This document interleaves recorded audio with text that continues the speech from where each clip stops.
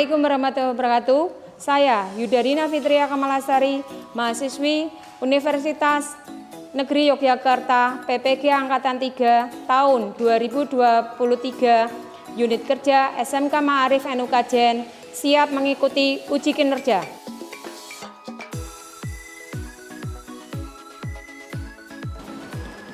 Assalamualaikum warahmatullahi wabarakatuh. Waalaikumsalam warahmatullahi wabarakatuh. Selamat pagi.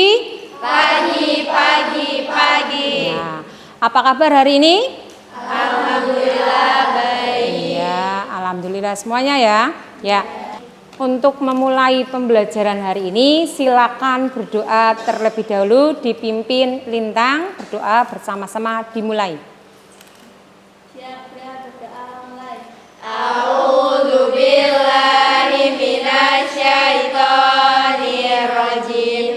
Bismillahirrahmanirrahim. Raditu billahi robba wa bil islami dina wa bi Muhammadin sallallahu alaihi wasallam yafqahu qawli. Amin ya rabbal alamin. Ya, pada pagi hari ini kita patut bersyukur karena kita bisa melaksanakan pembelajaran pada pagi hari ini dengan baik ya. Tuhan masih memberikan nafas serta kesehatan untuk kita menimba ilmu dengan baik. Ya, baik. Saya masukkan polling absen dulu ya. Oke. Hari ini ada yang tidak masuk? Masuk semua. Ya, oke. Sudah selesai? Oke. Ya. Untuk menjaga kesehatan, keselamatan, dan keamanan di lingkungan kerja atau di lingkungan sekolah kalian, silakan cek kebersihan dulu di laci, kemudian di tempat sekitar kalian dulu. Diperhatikan jika tempat duduk kalian rapuh atau bahkan tidak layak untuk duduk, hati-hati karena itu merupakan bagian dari keselamatan dan keamanan di tempat kerja atau di tempat belajar. Silakan dicek kebersihannya. Sampah-sampah silakan dibuang dulu. Kalian melihat gambar di depan? Melihat. Oke. Kalian biasa melakukan transaksi seperti ini enggak di dalam kehidupan sehari-hari? Biasa. Biasa ya.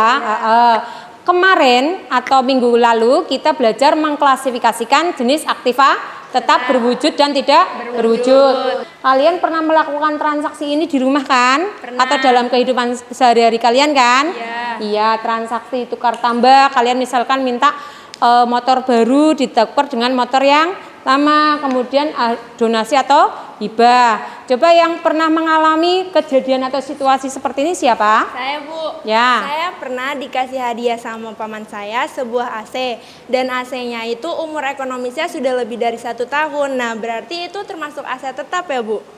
Bisa. Ya. Siapa lagi yang belum? Saya, Bu. Bapak saya pernah tukar tambah motor, tapi motor lama dihargai dengan harga pasar waktu itu. Lalu bapak saya menambahkan uang supaya dapat motor yang lebih tinggi harganya. Oh iya, betul ya. Ya, jadi selain transaksi di kehidupan nyata, perusahaan juga melakukan transaksi donasi atau hibah atau tukar tambah dalam perusahaan. Di dalam aktiva tetapnya. Itu nanti yang akan kita bahas dalam pertemuan kali ini. Oke.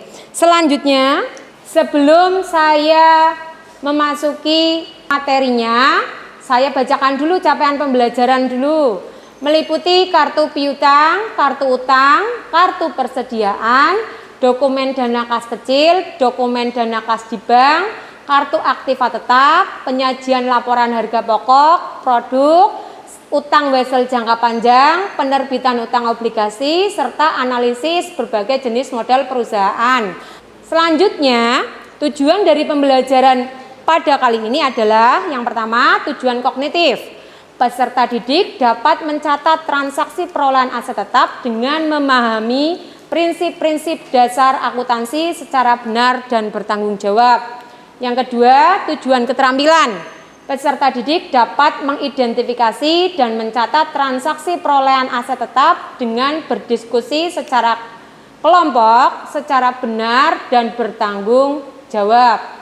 Tujuan sikap, peserta didik dapat melakukan kolaborasi atau kerjasama antar individu dalam kelompok yang dapat mengembangkan pemikiran antar peserta didik atau bergotong royong. Yang kedua, tujuan sikap dari P5 adalah peserta didik dapat memahami diri dan situasi yang dihadapi dan melakukan pembelajaran secara mandiri. Kita juga harus pretest dulu, saya kasih pretest untuk kuisisnya ya.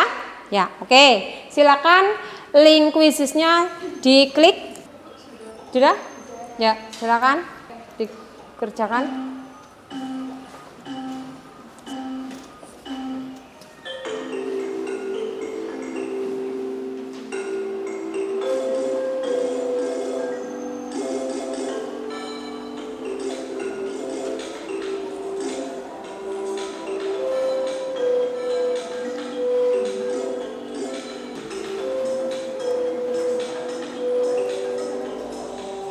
Ya, oke, selesai waktunya.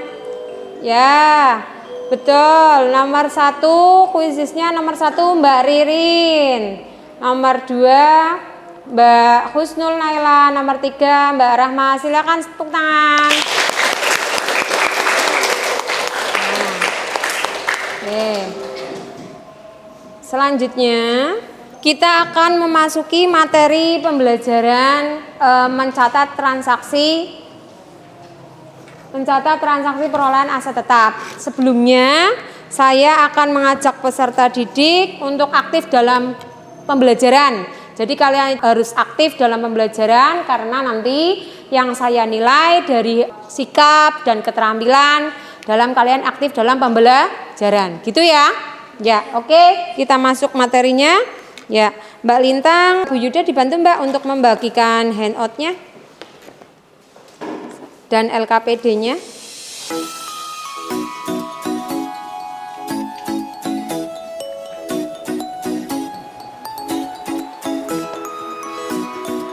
Silakan barcode atau link ini nanti di bahan ajar yang ada itu kan handout-nya sudah saya bagi yang ingin melihat flipping book atau melihat bahan ajar lewat barcode bisa diklik di sini. Silakan, saya bagi. Bisa membaca melalui media online. Ya, saya cek dulu. Sudah bisa semua apa belum? Sudah, saya cek dulu ya. Coba. Oke. Bisa ya? Oke. Sudah bisa, Mbak? Oh ya, kemudian sebelah sini sudah ya? Sebelah sini sudah belum? Oke, sudah? Sudah ya? Ya, oke. Setelah kalian melihat barcode atau join di online flipping book tadi, silakan kalian mengerjakan tugas individu yang terdapat di bawah link bahan ajarnya. Ya, bisa dikerjakan tugas individu. Silakan setelah membaca ya, kalian bisa membaca handout yang saya masukkan, kemudian bisa mengklik tugas individunya, mengerjakan, membaca, kemudian meresponnya. Sudah semua? Oke, kalau sudah semua, saya tayangkan video untuk kalian cermati.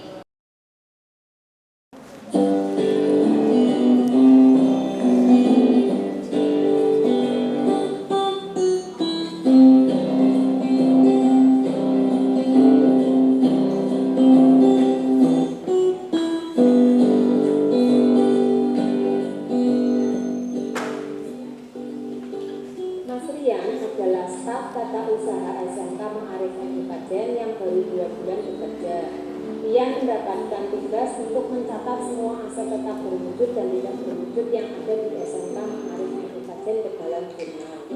Mas Rian mengira bahwa seluruh aset di SMK diperoleh dengan cara pembelian tunai, seperti pembelian tablet dengan biaya pemasangannya dan peralatan praktek serta AC.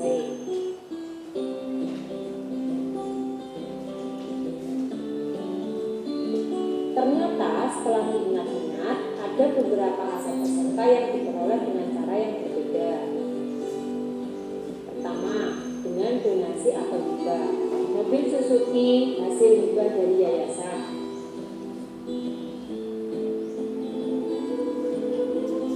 Kedua, motor praktek yang diperoleh dengan tukar tambah.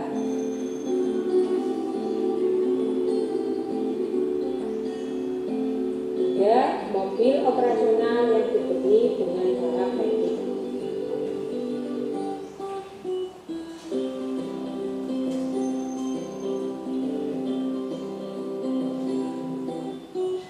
Keempat, gedung atau ruang kelas yang dibangun sendiri.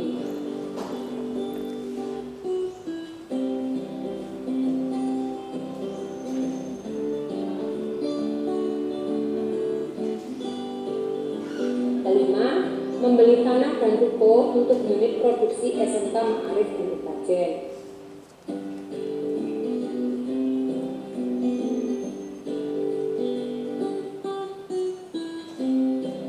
Keenam, pendirian LSP.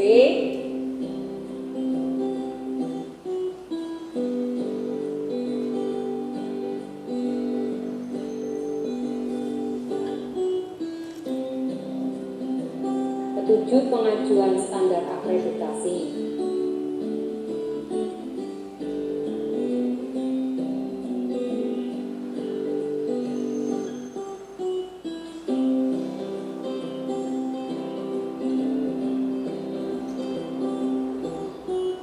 Dari semua aset tersebut memiliki cara pencatatan ke dalam jurnal yang berbeda-beda.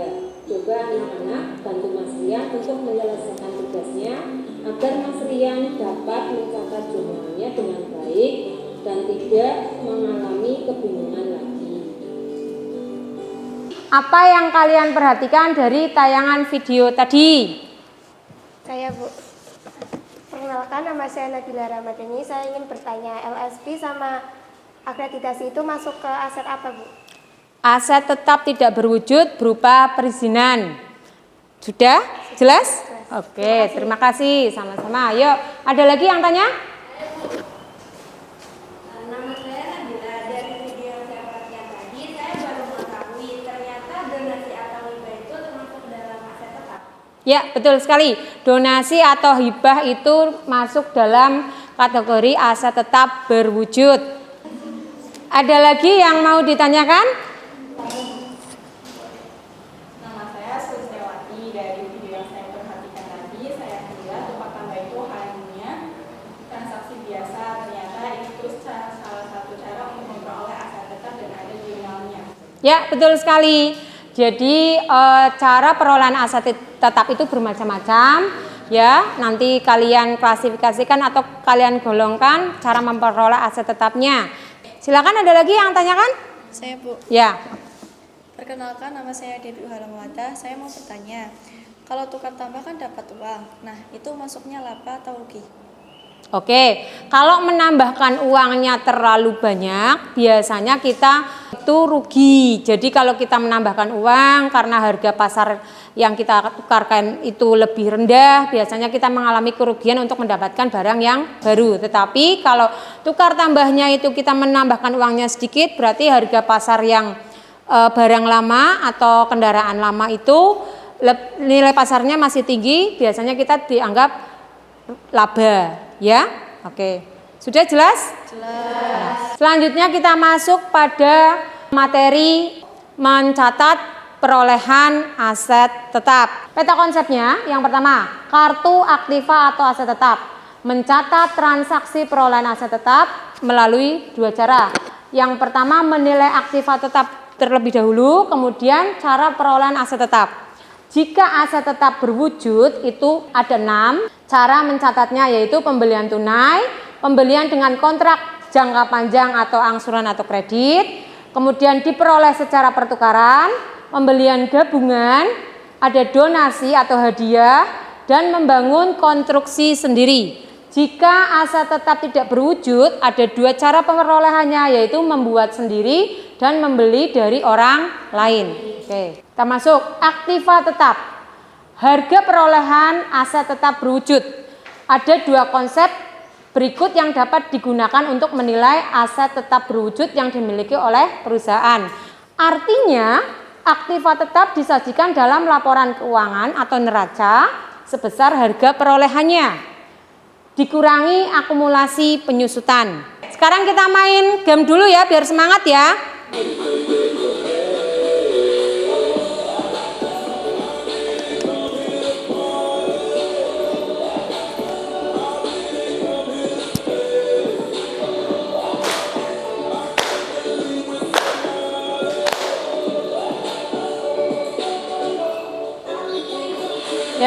Oke. Tadi gerakan TikToknya saya lihat masih ada yang salah. Ya, sekarang coba ngaku siapa yang salah. Saya kasih hukuman. Oh, Naila salah. Yo, Mbak Naila, sebutkan elemen-elemen dari harga perolehan tanah, Mbak Naila. Yaitu ada harga beli, komisi pembelian, perizinan, biaya balik nama atau sertifikat, biaya penelitian tanah, pajak selama tanah belum dipakai, biaya perobohan bangunan, ada biaya perataan dan pembersihan tanah, pajak-pajak yang menjadi beban pada waktu pembelian tanah. Iya, betul sekali. Kasih plus benar. Nah, yang kedua, siapa lagi? Ada lagi yang salah tadi? Septi. Oh, silakan Mbak Septi. Sebutkan elemen-elemen dari harga perolehan kendaraan. Yaitu ada harga beli, PPN, PPNBM, komisi maklar, biaya balik nama, terus ada biaya administrasi, STNK dan juga BPKB. Betul sekali, tepuk tangan. Kita lanjut ke materi ya. Ya, oke. Jenis aktiva tetap dan cara perolehan aset tetap. Di sini ada cara perolehan aset tetap berwujud, yaitu pembelian tunai, jurnalnya aset tetap sama kas, kemudian pembelian dengan kontrak jangka panjang, angsuran kredit, jurnalnya aset tetap dan utang. Terus jurnal yang dibuat saat membayar angsuran, yaitu utang, beban bunga sama kas. Selanjutnya silakan dibuka LKPD kalian. Bentuk kelompok yang terdiri dari 5 orang. Oke, silakan dibentuk kelompoknya. Waktunya saya serahkan untuk kalian semua. Oke.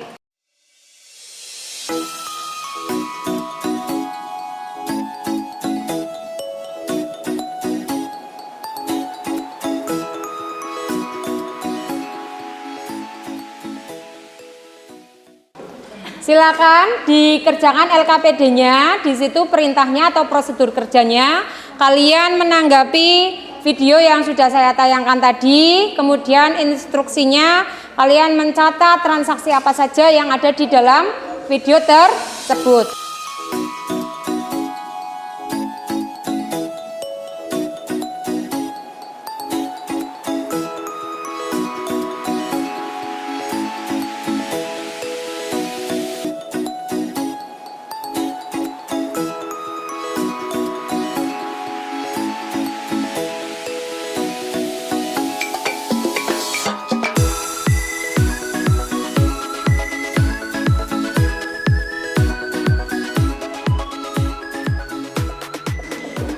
Sudah selesai? Ya, sudah selesai ya? Sudah. Silakan mempersiapkan diri masing-masing kelompok untuk berpresentasi menampilkan hasil laporan yang sudah dikerjakan. Silakan. Ya. Assalamualaikum warahmatullahi wabarakatuh.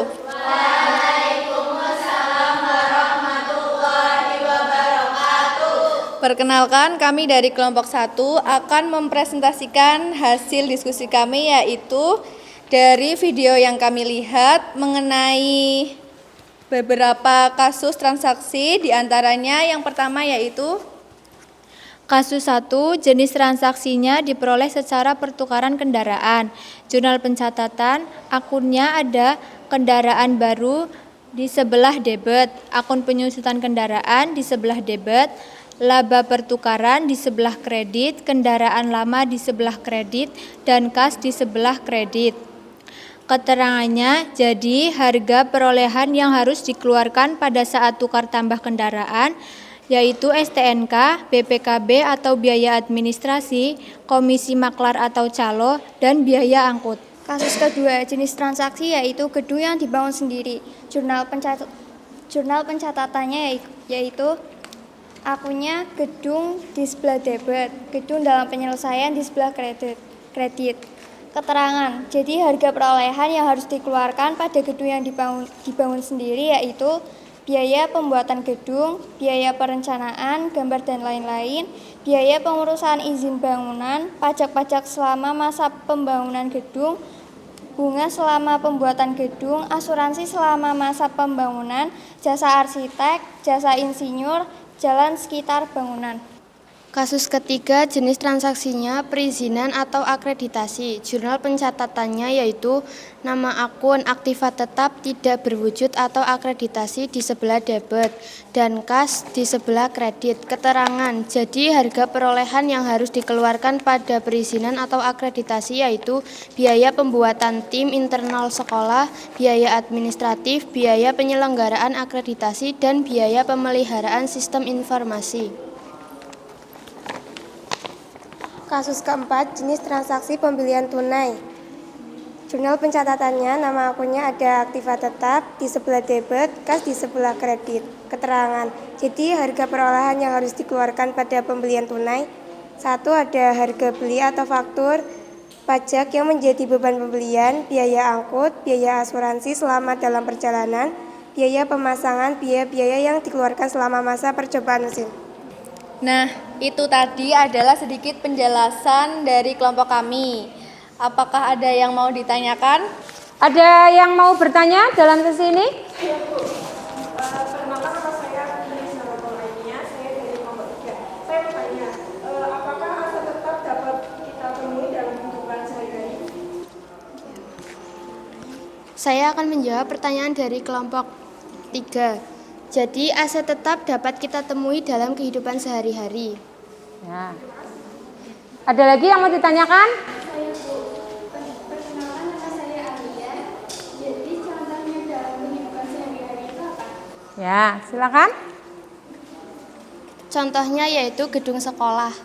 Gedung sekolah, ya. Sudah? Oke. Sudah? Ada lagi enggak? Sudah ya? Sudah. Yo, disimpulkan, Mbak. Nah, jadi kesimpulan dari kelompok kami yaitu ternyata aset tetapnya dapat ditemukan di kehidupan sehari-hari. Contohnya beberapa aset tetap yang berada di sekolah kita sendiri. Ya, contohnya apa saja tadi ya? Gedung sekolah, kendaraan. Oke, jadi saya menyimpulkan di kelompok 1 aset tetap itu ternyata dapat ditemukan di kehidupan sehari-hari. Contohnya beberapa aset yang ada di sekolah kita sendiri. Oke, terima kasih. Baik ya untuk presentasi kelompok 1 ya. Iya, silakan kasih plus untuk kelompok 1.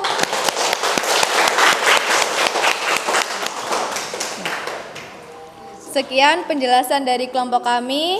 Mohon maaf bila ada tutur kata yang salah. Wassalamualaikum warahmatullahi wabarakatuh. Waalaikumsalam warahmatullahi wabarakatuh. Ya. Kelompok 3, silakan. Assalamualaikum warahmatullahi wabarakatuh. Waalaikumsalam warahmatullahi wabarakatuh. Perkenalkan kami dari kelompok 3. Jadi dari video yang tadi saya lihat, ada beberapa kasus atau transaksi diantaranya sebagai berikut. Kasus 1, jenis transaksi pembelian kendaraan secara kredit. Jurnal pencatatannya, akun aset tetap di debit, utang di kredit. Jadi harga perolehan yang harus dikeluarkan pada saat pembelian kredit yaitu STNK, BPKB, atau biaya administrasi, biaya angkut. Kasus 2, jenis transaksi pembelian tunai AC. Jurnal pencatatan, akun pembelian tunai di debit, akun kas di kredit. Jadi harga perolehan yang harus dikeluarkan pada saat pembelian tunai yaitu harga beli atau faktur, biaya asuransi dalam perjalanan, biaya pemasangan, dan biaya masa percobaan, biaya angkut. Kasus yang ketiga, jenis transaksinya mobil Suzuki hasil hibah dari yayasan. Jurnal pencatatannya, akun yang terkait ada aset tetap berupa mobil di sebelah debit, pendapatan donasi di sebelah kredit.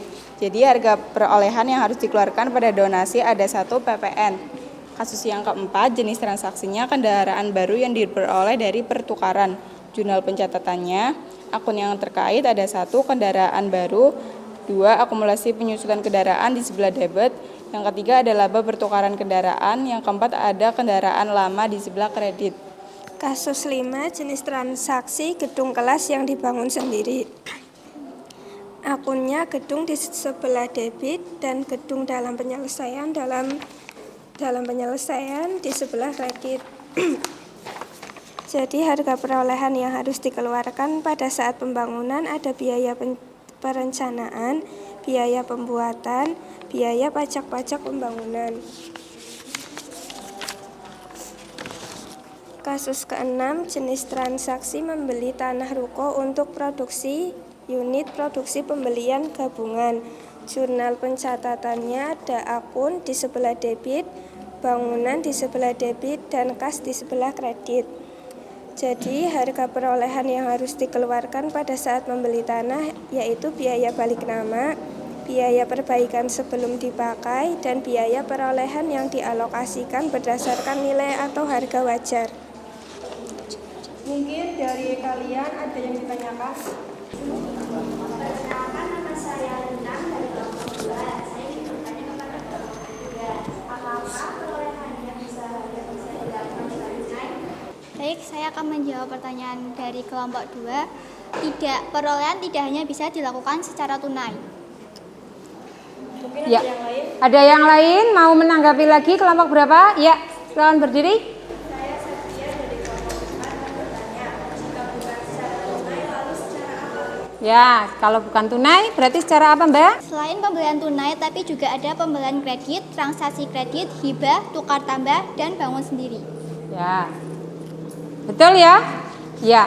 Silakan ditarik kesimpulan untuk kelompok 3. Jadi kesimpulannya banyak cara untuk memperoleh aset tetap karena tidak semua aset tetap di sekolah diperoleh dengan pembelian secara tunai. Baik, jadi kelompok 3 menyimpulkan setiap transaksi yang terkait dengan aset tetap memiliki jurnal yang berbeda-beda. Ya, menunjukkan kompleksitas akuntansi yang terlibat dalam pengelolaan aset tetap. Para peserta didik memahami secara mendalam tentang jurnal-jurnal tersebut agar dapat mengelola catatan keuangan dengan baik. Gitu ya? Jelas. Oke, kita kasih reward untuk kelompok 3.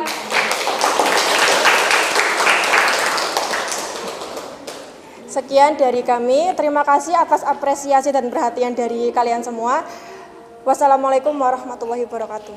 Waalaikumsalam warahmatullahi wabarakatuh. Dari beberapa kelompok tadi yang sudah presentasi, kita simpulkan beberapa hal. Ya, sebelumnya saya tanyakan dulu yang belum dipahami oleh para peserta didik apa ini di sini. Ada tidak?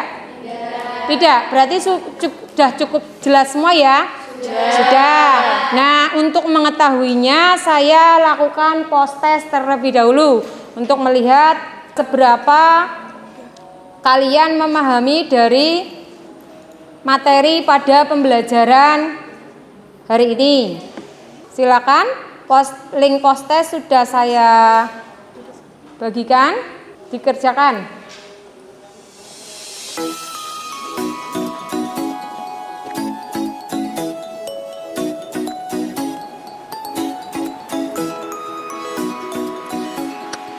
jika sudah selesai, saya tanya sekali lagi. Apa kalian mengalami kesulitan pada saat mengerjakan soal materi mencatat transaksi perolehan aset tetap ini? Tidak ada? Oh tidak, tadi hanya kendala sedikit dari beberapa sinyalnya ya, karena memang kita pembelajarannya menggunakan internet atau kuota, jadi sinyal agak sedikit naik turun tadi ya. Ya oke, kalau tidak ada silakan saya minta refleksinya untuk diisi di format Google Form-nya. Silakan saya bagikan linknya. Oke baik, setelah kalian mengerjakan soal refleksinya selesai, kalian menurut saya atau menurut hemat saya itu kalian sudah pintar dalam materi mencatat transaksi perolehan aset tetap kali ini ya, karena semoga materi ini bisa kalian terapkan pada kehidupan sehari-hari ya. Ya, karena tidak jauh berbeda ya transaksi yang ada di kehidupan sehari-hari dengan transaksi aset tetap pada perusahaan yang di kehidupan kalian sehari-hari seperti lingkungan sekolah saja kalian sudah bisa mencatat aset tetap ya. Saya simpulkan berarti di sini apa kesimpulan dari pembelajaran hari ini? Yang pertama berarti kalian sudah bisa menyimpulkan dari kelompok 1 kita menyimpulkan beberapa hal penting terkait aset tetap di lingkungan sekolah. Pertama, aset tetap memiliki keberadaan yang nyata dalam kehidupan sehari-hari kita, ya kan? Terutama di lingkungan sekolah. Keberadaan aset tetap ini dapat memberikan manfaat jangka panjang dan mendukung berbagai kegiatan pendidikan di sekolah. Kedua, proses perolehan aset tetap tidak hanya melibatkan transaksi tunai. Ada berbagai cara perolehan aset tetap yang mungkin melibatkan pembelian secara kredit, kemudian perolehan melalui hibah, bahkan melalui pengadaan dengan cara yang lainnya, ya kan? Seperti tukar tambah, kemudian donasi, ya hibah atau donasi tadi, betul. Kemudian yang ketiga, setiap transaksi yang terkait dengan aset tetap memiliki jurnal yang berbeda. Jadi tadi ada 6 cara pencatatan perolehan aset tetap, jurnalnya pun beda. Kemudian yang terakhir, dalam proses perolehan aset tetap juga dapat mempengaruhi nilai atau harga aset itu sendiri. Seperti kendaraan contohnya ada biaya-biaya yang meliputi STNK, BPKB, ya kan? Kemudian tanah atau gedung ada biaya balik nama, ada biaya sertifikat. Di sini menunjukkan pentingnya evaluasi atau analisis dalam mengelola aset tetap agar membuat keputusan yang tepat pada terkait perawatan, pemeliharaan, dan penggantian aset tetap. Oke, kesimpulannya besok materi yang akan kita pelajari masih seputar kartu aktiva tetap, tetapi di sini merujuk pada pencatatan transaksi penyusutan aset tetap. Jadi nanti ada metode penyusutan aset tetap. Ya, ada 4 metode kita pelajari pada pertemuan selanjutnya. Oke. Kemudian sekarang kita akhiri pelajaran ini dengan berdoa dan terakhir nanti saya ucapkan salam. Ya. Yuk silakan berdoa.